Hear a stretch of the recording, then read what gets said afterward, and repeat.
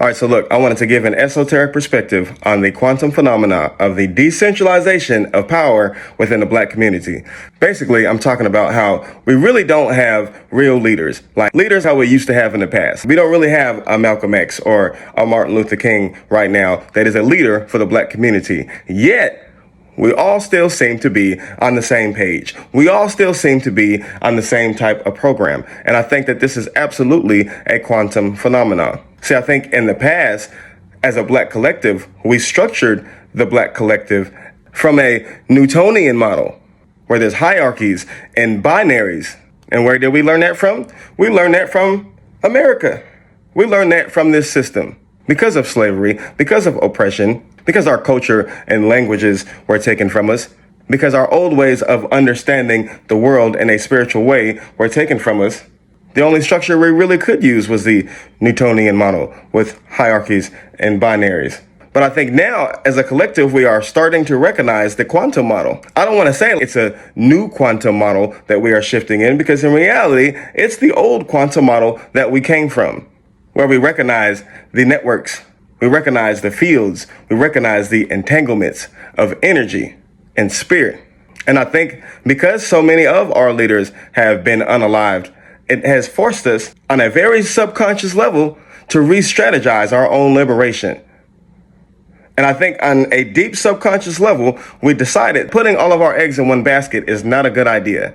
That centralizing all of the light and all of the power to a few individual leaders leaves us very vulnerable, because as soon as this system recognizes that leader, they take them out.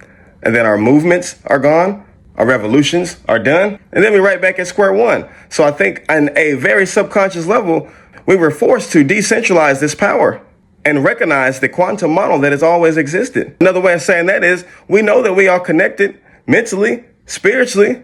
We got the same bloodline. We are all very much connected through trauma and love. And I think as we get deeper in this understanding, we all start to realize we don't need a leader. We don't need to look to one person to have all the answers. We don't need to look to one group to have all the answers, because we each are the leader. We each have the answers. And that might seem contradictory until you understand it from a quantum perspective. Because the point is, I think on a subconscious level, we realize that we don't need centralized leadership.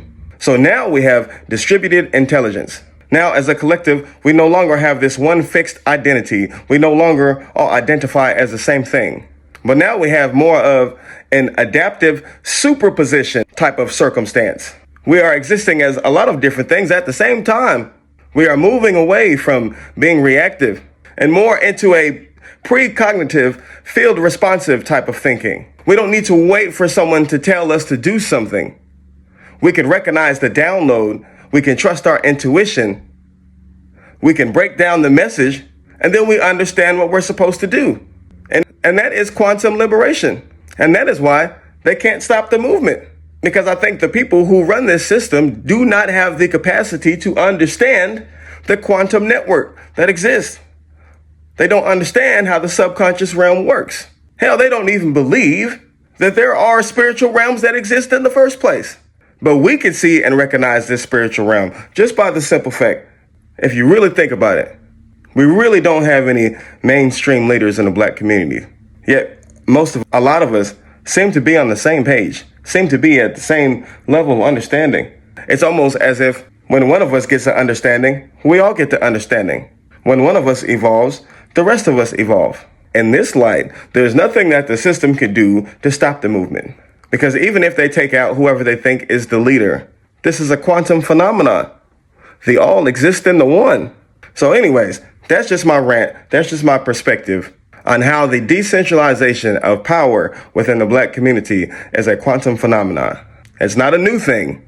It might be new to us now, but this is how we thought and understood the world before slavery, before capitalism, before America.